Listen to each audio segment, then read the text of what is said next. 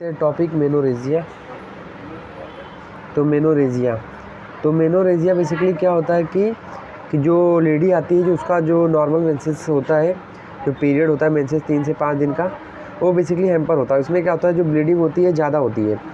तो इसमें जो साइक्लिक रेगुलर ब्लीडिंग होती है वो एक्सेस होती है, या फिर उसका जो अमाउंट है, ब्लीडिंग का अमाउंट ज़्यादा हो जाता है, या फिर ड्यूरेशन ऑफ साइकिल बढ़ जाती है। तो जैसे अपने को पता है नॉर्मल जो ब्लीडिंग होती है 30 से 50 ml होती है साइकिल में, पर ये अगर ग्रेटर देन 80 ml है, ग्रेटर देन 80 तब वो 100 भी मान लेते हैं हम लोग, 80 भी नॉर्मल मान लेते हैं कभी भी। पर अगर 100 ml से ज़्यादा ब्लीडिंग हो रही है उस पूरे साइकिल में, उसके मेंसेस में, तो उसको हम लोग बोलते हैं मेनोरेजिया। या फिर साइकिल लंबी हो गई है, 3 से 5 दिन ना होकर ग्रेटर देन 8 दिन की साइकिल है, तो उसमें भी हम लोग बोलते हैं इसको मेनोरेजिया। अब इसमें हम लोग बेसिकली देखते हैं सबसे पहले कि HPO एक्सिस इसमें देखना ज़रूरी है। जो यहाँ पे हाइपोथैलेमस होता है वो GnRH सिक्रीट करता है, वो GnRH पिट्यूटरी ग्लैंड पे एक्ट करता है, वो भी पिट्यूटरी ग्लैंड के एंटीरियर पार्ट पे, एंटीरियर लोब पे। और ये FSH और ELH सिक्रीट करता है, जो कि गोनेडोट्रोपिक हार्मोन्स है। अब ये ओवरी पे एक्ट करता है, और ओवरी पे एक्ट करता है, और ओवरी से कुछ एस्ट्रोजन और प्रोजेस्टेरॉन हार्मोन निकलवाता है। अब जो प्रोजेस्टेरॉन, जो फॉलिकल स्टिमुलेटिंग हार्मोन होता है, यहाँ पे जो फॉलिकल्स बड़े होते हैं, तो यहाँ पे जो होता है सेकेंडरी ओसाइड बन जाता है। तो जैसे अब एक फॉलिकल बड़े हो गए तो यहाँ पे नेगेटिव फीडबैक भेज देता है एस्ट्रोजन FSH के लिए, तो FSH कम हो जाता है। और 14 डे पे यही पॉजिटिव फीडबैक भेज देता है LH के लिए, तो LH यहाँ पे बढ़ जाता है, तो LH सर्ज होता है, तो OVA निकल जाता है, जिसको हम लोग बोलते हैं ओवुलेशन। तो यहाँ पे सेकेंडरी ओसाइड निकल जाता है, और उसके साथ साथ सेकेंडरी ओसाइड के साथ साथ क्या होता है कि कॉर्पस ल्यूटियम जो इन्वेलप होता है यहाँ पे, वो भी निकल जाता है। तो कॉर्पस ल्यूटियम एक प्रोजेस्टेरॉन सिक्रीट करता है। अब सपोज क्या होगा, अगर प्रेगनेंसी, अगर फर्टिलाइजेशन हुआ और वहाँ पे जाइगोट बन रहा है, तो क्या होगा, वो जाइगोट के लिए प्रोजेस्टेरॉन वो खाना पीना बनाएगा, तो प्रोजेस्टेरॉन का लेवल अपने आप बढ़ जाता है। और अगर प्रेगनेंसी नहीं हुई, मतलब वहाँ पे फर्टिलाइजेशन नहीं हुआ, तो प्रोजेस्टेरॉन विड्रॉ होता है, मतलब प्रोजेस्टेरॉन यहाँ पे निगेटिव फीडबैक देता है हाइपोथैलेमस में, और अपना लेवल कम हो जाता है उसका। अब एस्ट्रोजन क्या करता है, यहाँ पे कुछ प्रोलिफरेशन करता है यूट्रस पे, यहाँ पे प्रोलिफरेशन करता है, और प्रोजेस्टेरॉन क्या करता है, सिक्रेटरी चेंजेस करता है, ताकि जो इम्प्लांटेशन है वो हो सके अच्छे से। अब इसी ओवरी में जो साइकिल चलती है, ओवरियन साइकिल, जिसे ल्यूटियल फेज, फॉलिकल फेज चलता है, और यूटेराइन साइकिल क्या होता है, वहाँ पे सिक्रेटरी चेंजेस होते हैं और प्रोलिफरेटिव चेंजेस होते हैं। तो कुछ चेंजेस ओवरी में होते हैं, कुछ चेंजेस होते हैं यूट्रस पे होते हैं। तो इसी से मेंस्ट्रुअल साइकिल बना है, ये हो गया। देन इसके बाद हम लोग देखते हैं कि कॉर्पस ल्यूटियम मतलब होता क्या है, कि कॉर्पस मतलब होता है बॉडी, और ल्यूटियम मतलब पीला, तो मतलब एक पीली बॉडी जो है वो निकलता है कॉर्पस ल्यूटियम ग्रेनुलोसा सेल्स वगैरह से, और एक प्रेगनेंसी को बेसिकली प्रोजेस्टेरॉन बना के प्रेगनेंसी को सपोर्ट करता है ये। अब देन ये हो गया हम लोग को, तो ये हम लोग ने देख लिया। देन उसके बाद हम लोग देखते हैं आर्टरी। तो बेसिकली आर्टरी देखें तो सबसे पहले इसको यूटेराइन आर्टरी ब्लड सप्लाई देती है यूट्रस को। अब यहाँ से कुछ आर्कुएट आर्टरी निकलती है, कुछ यहाँ से रेडियल आर्टरी। अब रेडियल आर्टरी ब्रांच देती है 2, स्पायरल आर्टरी और बेसिलर आर्टरी। तो ये बेस ऑफ एंडोमेट्रियम को सप्लाई करती है, मायोमेट्रियम को सप्लाई करती है, तो इसकी ब्लड सप्लाई होगी। देन इसके बाद कॉजेज़ देखें तो हो सकता है वहाँ पे कोई ब्लीडिंग डिसऑर्डर हो लेडी को, हो सकता है उसका क्रोनिक ब्लीडिंग डिसऑर्डर, हो सकता है उसको हीमोफीलिया हो सकता है उसको डेंगू ही ना हो, उसको प्लेटलेट्स काउंट कम हो गया तो डेंगू ना हो, तो ये भी ब्लीडिंग करा सकता है। हो सकता है उसको सीवियर अनीमिया, क्योंकि बहुत सारी सीवियर अनीमिया लेडी आती है हेमोरेजिया लेके, तो हो सकता है सीवियर अनीमिया ना हो सकता है उसको थ्रोम्बोसाइटोपेनिया ना हो, ये वाला। तो इसमें हम लोग कुछ इन्वेस्टिगेशन करा देंगे, जैसे CT BT, ये अगर बड़ा हुआ रहेगा तो उसमें हो सकता है उसको कोगुलोपैथी डिसऑर्डर हो, ये हो गया। हो सकता है उसको कोई पेल्विक पैथोलॉजी है, मतलब उसमें हो सकता है उसको फाइब्रोइड हो। अभी सब फाइब्रोइड नहीं कराते, सिर्फ सब म्यूकोजल फाइब्रोइड ही ब्लीडिंग कराता है। हो सकता है उसको फाइब्रोइड्स हो सकता है इसको एंडोमेट्रियोसिस हो।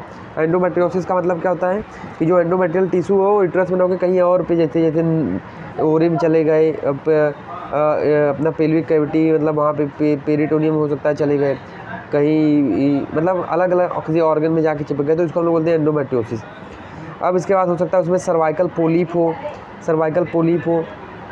अब एंडोमेट्रियोसिस यहाँ पे जब ये फाइब्रोइड क्या करता है, यहाँ पे मसल का कॉन्ट्रैक्शन गड़बड़ हो जाता है। जब मसल का कॉन्ट्रैक्शन गड़बड़ होगा तो उसकी वजह से क्या होती है, ब्लीडिंग होती है। मतलब कैसा होता है, जो अपनी ये मसल्स होती हैं, एक क्रिस क्रॉस मैनर में यूट्रस की मसल्स होती है, तो ये बेसिकली टोन इसको करती है। जैसे नॉर्मल क्या होता है, जब भी मेंसेस होता है 3 से 5 दिन की, तो रिलैक्स होता है, तो इसका जो क्रिस क्रॉस मैनर वाला वो ब्रेक हो जाता है, लेकिन इसको हम लोग बोलते हैं लिविंग लाइगेचर। मतलब इसको यार क्या बता रहा हूँ, इसको मतलब कैसा है, यूट्रस है तो यहाँ पे एक क्रिस क्रॉस मैनर में मसल ऐसे अरेंज होती है, पर जब मेंसेस आता है तो एक कम हो जाती है, तो मतलब मसल थोड़ा रिलैक्स होता है तो ये लिविंग लाइगेचर ब्रेक हो जाता है। पर क्या होता है जैसे मेंसेस के तुरंत बाद 3 से 5 दिन में फिर से अपने पोजीशन पे आ जाती है।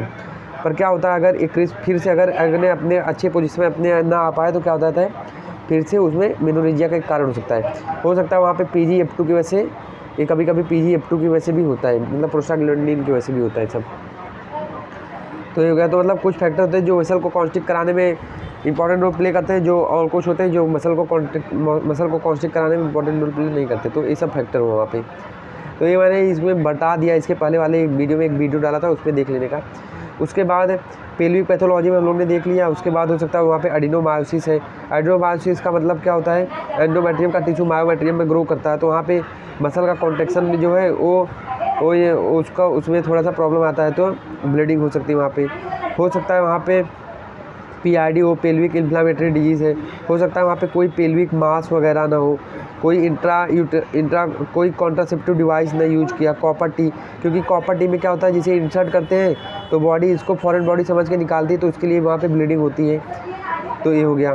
तो इंट्रा कॉन्ट्रासेप्टिव डिवाइस, कोई लेडी आई पिल्स बहुत लेती है तो हो सकता है उसको आई पिल्स की वजह से हो सकता है ब्लीडिंग हो सकता है ग्रेटर देन 35 ईयर की अगर लेडी है तो हो सकता है उसमें हेमोरेजिया एंडोमेट्रियल हाइपरप्लेजिया की वजह से हो सकता है उसको हो एंडोमेट्रियल हाइपरप्लेजिया, जिसमें एंडोमेट्रियम ठीक हो सकता है। हो सकता है ये एंडोमेट्रियल कार्सिनोमा हो, मतलब ये एंडोमेट्रियल हाइपरप्लेजिया। हो सकता है उसमें क्या हो अधीसन बन गए हो, वहाँ पे अधीसन हो तो उसकी वजह से भी ब्लीडिंग हो सकती है। तो ये सब हो गया इसका कॉज। अब क्या होता है हम लोग ट्रीटमेंट कैसे करते हैं, तो हम लोग को ट्रीटमेंट कैसा करना है कि सबसे पहले अगर जैसे लेडी आती है तो और कुछ ड्रग भी हो जाए, जैसे कोई लेडी एस्पिरिन ले रही है, कोई स्पेरिन ले रही है, तो उसको भी वो भी ब्लीडिंग करा सकते हैं, तो ये भी हम लोग को ध्यान रखना है।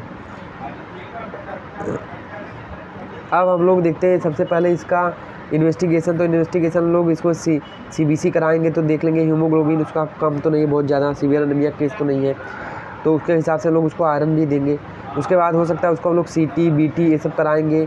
प्लेटलेट्स काउंट हम लोग उसमें देख लेंगे, हीमोग्लोबिन देख लेंगे CBC में, हीमाटोक्रिट देख लेंगे। उसके बाद हम लोग वहाँ पे USG करा लेंगे कि कोई पेल्विक पैथोलॉजी तो नहीं है, USG हम लोग करा लेते हैं वहाँ पे। एक हम लोग TSH का टेस्ट करा लेंगे, क्योंकि हाइपोथायरॉयडिज्म की वजह से भी होता है ब्लीडिंग, तो TSH हम लोग प्रोफाइल करा लेंगे कि TSH बढ़ा क्या है, क्या T3 T4 नॉर्मल है कि कम है, तो TSH भी हम लोग करा के देख लेंगे। तो ये हो गया। उसके बाद हम लोग जो इन्वेस्टिगेशन कराते हैं इसमें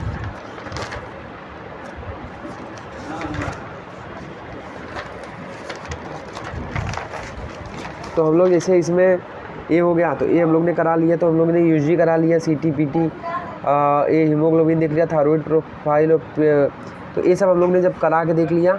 और उसके बाद हम लोग जब लेडी आती है तो इन्वेस्टिगेशन अब कराए, तो उसके बाद रिपोर्ट आने में टाइम लगता है, तो उसको लेडी को जाने नहीं देना है, क्योंकि ब्लीडिंग उसकी हो रही है। तो कुछ सिम्टोमेटिक ट्रीटमेंट देते हैं, जैसे ट्रेनेक्सामिक एसिड दे देते हैं, ट्रेनेक्सा करके एक मेडिसिन आती है जो कि ब्लीडिंग को रोकती है, उसको दे देते हैं।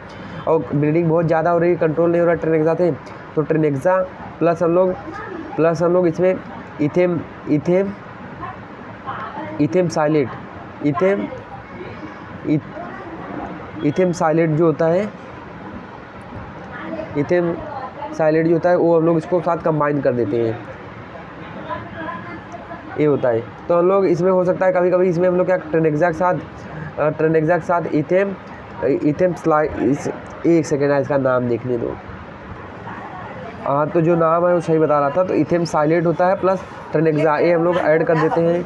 और उसको साथ कभी कभी हम लोग क्या करते हैं उसमें NSAID से भी ठीक हो जाता है, तो मेप्टाल स्पाज हम लोग उसमें दे सकते हैं। उसके बाद क्योंकि क्या होता है कभी कभी जो अगर थोड़ी मोड़ी ब्लीडिंग है तो हम लोग ट्रेनेक्सा ना देके हम लोग सिर्फ मेप्टाल स्पाज में से वो ब्लीडिंग रुक जाती है, क्योंकि प्रोस्टाग्लैंडिन को कम करते हैं, तो जो इन्फ्लामेटरी मेडिएटर उसको ये कम करता है। तो और हम लोग आयरन टैबलेट दे देते हैं प्लस विटामिन C के साथ, क्योंकि एब्जॉर्प्शन कराता है आयरन का अच्छे से। और उसके बाद हम लोग ये होता है, और लेडी को बोलते हैं प्रॉपर रेस्ट लेने के लिए, स्ट्रेस ना लेने के लिए।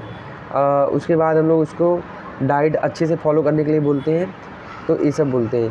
अब उसके बाद सपोज़ क्या हुआ, रिपोर्ट आ गई, अब रिपोर्ट में जो भी हम लोग को कॉज मिला उसको ट्रीट करते हैं। सपोज़ फाइब्रोइड है तो हम लोग मायोमेक्टोमी कर देंगे, और लेडी की फैमिली कंप्लीट है तो हिस्टेक्टोमी भी हम लोग को कभी कभी करना पड़ता है जब मल्टीपल फाइब्रोइड होते हैं। तो और पोलिप है तो पोलिप्टेक्टोमी कर देंगे, मतलब पोलिप को ही हम लोग निकाल देंगे। तो this is all about the